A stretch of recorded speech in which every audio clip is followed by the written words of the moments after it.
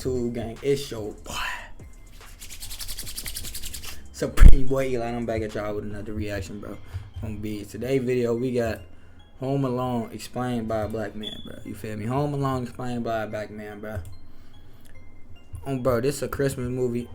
You feel me? I ain't gonna lie, I never even seen Home Alone, so I'm finna go ahead catch this explanation of this movie with y'all, bro. If y'all like this type of reactions, make sure to drop the like button and share. Let me know what else y'all want me to react to. Let's get into Home Alone explained by a black man. Let's get it.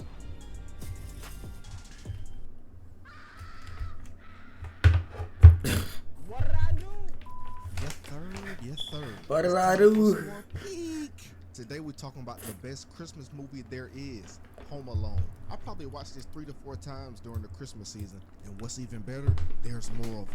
So the movie begins in a crib way out of my league. A cop enters the house uninvited, trying to get the attention of the kids, but nobody's giving this pig the time of day. They all packing for the trip to Paris. Mom, Uncle Frank won't let me watch the Boondocks. Boy, don't you see I'm on the phone? How about the Kevin, Boondocks, get yo? off the bed. Why don't you hang up and make me? Pause. The way he just talked back to his mama would have had my lips snatched up and erased like Doodle Bob. So our boy Kevin is panicking because he doesn't know how to pack a suitcase, and his siblings are no help. They all despise little bro, for real, for real. You're what they call less incompetent. What? What? You're a bum. And that's why your edge is chopped. But now we in Kevin's brother room, and he over here talking about hairy girl pits and nude beaches. Like, bro, if your horny tail don't get on somewhere, wasn't this movie made in the early 90s? I just know this fool got a Playboy stash under his bed. Then Buzz goes on to tell them how OG outside greased his whole family with a shovel, and they say he's looking for more victims. Man, they treating OG like he the hash-slinging slasher. The pizza man shows up in true 90s fashion. And bro, did they just let any and everyone inside their houses under Clearly. back then? Damn, I selling pizza. Stranger danger, my G. Then Mr. McAllister finally comes downstairs and tells this cop everything he needs to know about their house security for some reason. Bruh. Flag on the plate. Why is this even necessary? But now the family having their $120 pizza dinner, and of course Kevin had to show his true nature. Spoiled, cause why bro worried about if anyone ordered just cheese pizza? Boy, if you don't get your ungrateful behind into one of those pepperoni boxes. But he gut checks Buzz because he ate all the plain cheese, and they knock all the milk on the plane tickets. Now the whole family mean mugging Kevin, calling him all kinds of names. Shoot, the way they calling him out, you think they said a slur. So his mom takes him upstairs, but right before they do, the cop starts giving his best Allstate impersonation. I give it like a 5 out of 10. The black man does it better.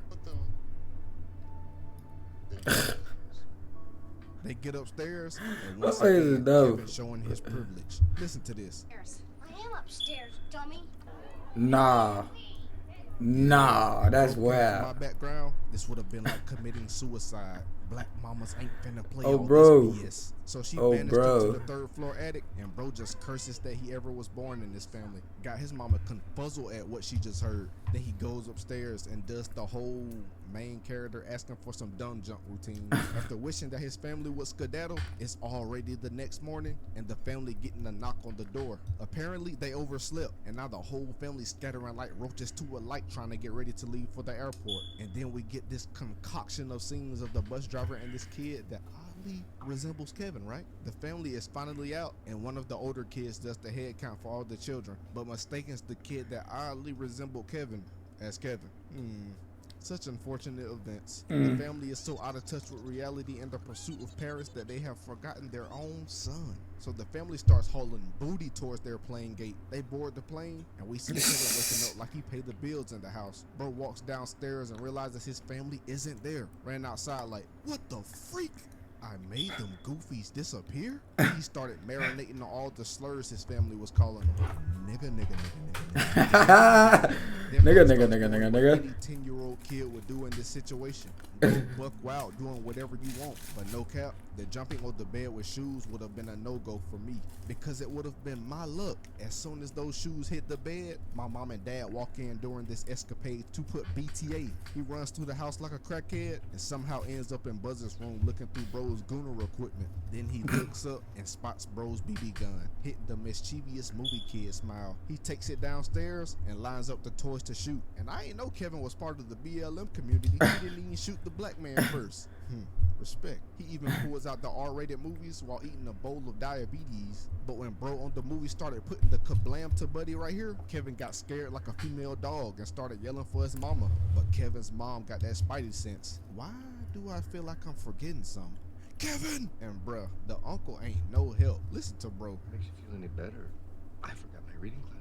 Bro comparing Get your a geezer goof pair of ass. reading glasses to a whole kid. Get your My goof nigga. ass, He yo. came back to Chicago and turns out that cop was actually a crook, and him and his partner finna rob all the houses they scouted. Man's got it down to a science. 671. Now.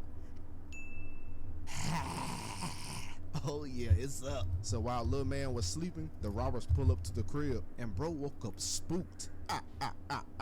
He overheard them talking about going down to the basement and ran down there before him. As soon as they make it down, Kevin pulled out the high IQ plate and turned the lights on in the house. Them goofies getting the wind up out of there. And no cap, if I was in Kevin's position right here, I would have been hiding somewhere in the closet with a Michael Myers knife ready for it to pop off in the On crib. biz, you need As the the blick, family bruh. touches down All you the need is the stairs, blick, Mama Kevin. ran straight to the phone. She snatched that mug from one of them French shorties' hands immediately. Then it switches back to Kevin, and bro grew a pair of peanuts. Walked out the house like he had hair on his chest. But that courage went straight out the window when OG Jenkins pulled up with that shovel. OG was like, What did I do? so mama finally gets a hold of the police, and they go through this weird interaction. But the call lady eventually gets someone sent over to the McAllister's house to check on Kevin. But bro is cowering in fear right now, so he is not opening that mug. So Kevin's mom ends up waiting on another flight to open up, and the rest of the family just dipped off with no care in the world about Kevin. That junk is crazy. It's the next Wow. day, and Kevin's up doing some grown-ish. Bro got slapped across the jaw with the barber alcohol. If you know,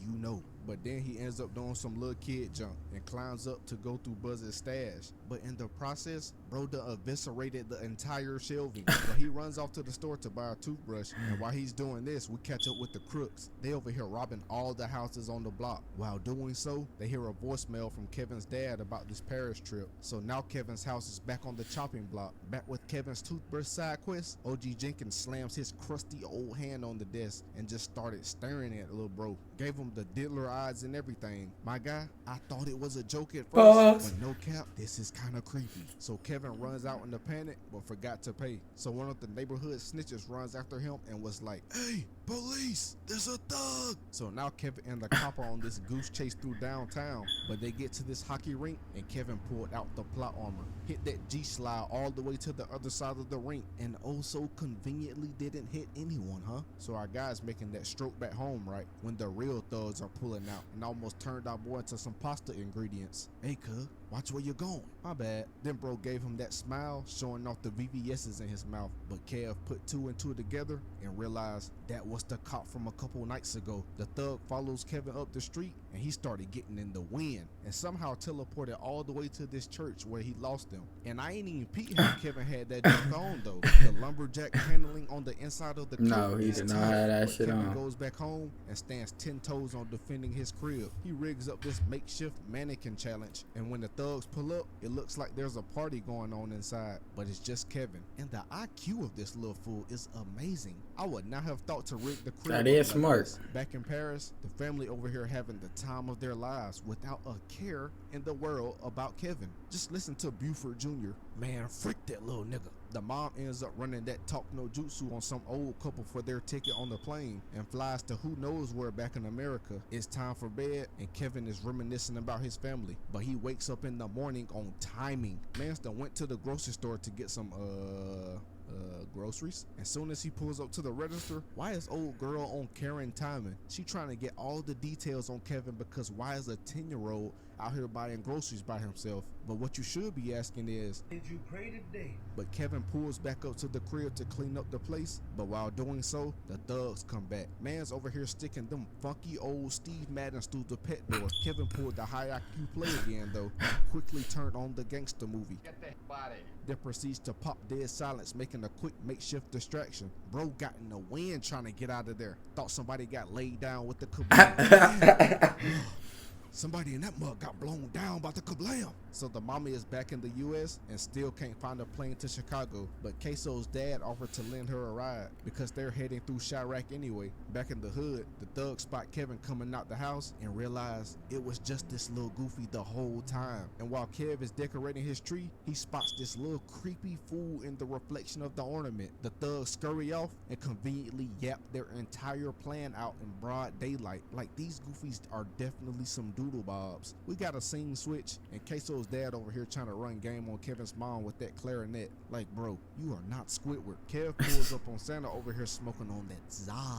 Man's over here gassed up, fried, trying to give advice to Kev. Hey, cuz, make my family come back. Little nigga, I am not Santa. Then he gave bro some Tic Tacs for the road. Mans makes his way back to the church, which is where he should have went in the first place. Amen. Jesus is the way, the truth, and the life. But Kev ends up having a random discussion with OG Jenkins and finds out bro is actually pretty cool. OG ends up telling Kev his whole life story and vents about how he ain't seen his son in years and he forgot to leave the milk. Yeah, you're cooked. Kev told Mans to grow a pair and to go talk to his son, and then ended up following his own advice. He went back home to stand on big business, boy. Mans turned into a straight menace in that mug. Brother configured these elaborate traps in defense of his crib. So the Never. looked right when they yelled they were coming from earlier, and Kev was immediately on his P's and Q's. They over here clowning our guy because they know he's home alone. Listen to him. It's John Cena, a little goofy. So Kev stuck the kablam out the door and popped the fool dead in his meat. Got him outside sounding like a crash out. Then dummy number 2 thought it was smart to stick his head through the door. Kev was like, English or Spanish? shot him dead in his noggin. Then Thug 1 went to try the front of the crib. Soon as he took a step, bro slipped on the ice, falling spine first on the concrete. And then Thug number 2 went to the basement and he fell to the same fate. As soon as he took a step, Mans made his back real comfy with those concrete steps. Eventually, bro in the front made it to the door, but touched that mug and got an M branded on his hand. Now I'm thinking, what kind of doorknob is this? Shouldn't that thing have melted off? He dipped his hand in the snow, and now he got Kale's initials stamped on him for life. Manston got Lil Bro by a YN. The other robber made it into the basement, and he over here barely making it up the stairs. And They he doing looked too to much the for a rest house. of it. Bro stepped dead onto this nail. Man, I swear that little fool's cookies when I get him. Then walked in to get his wig toasted off. But low-key, Buddy is really mush brain, cause why did he just sit in that mug for that long? We switched back to Brody, and dude caught another L. Stepping barefoot dead onto these broken ornaments. I know the bottom of his feet tarnished. The two thugs eventually meet back up together, and Kevin now knows he's the real man of this house. He's calling out to him and everything. They try to go upstairs and caught 2 CTE cans of paint dead to their foreheads. So Kev calls the police, but during the chase, they end up catching his leg. But Kevin sees Buzz's spider and puts it on this goofy's face.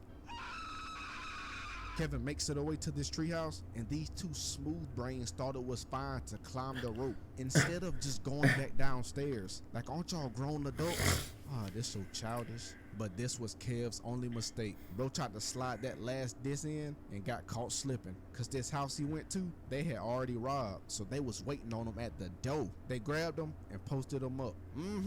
That's why I'm finna bite your knuckles off.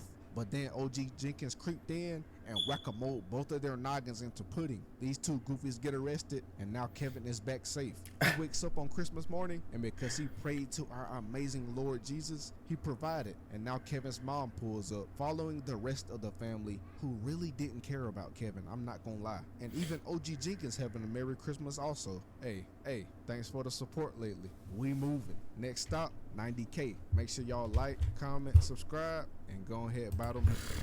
Hey man, this was funny, fake funny as hell. If y'all like this content, make sure to like, comment, subscribe. Get on to the next one. Gang.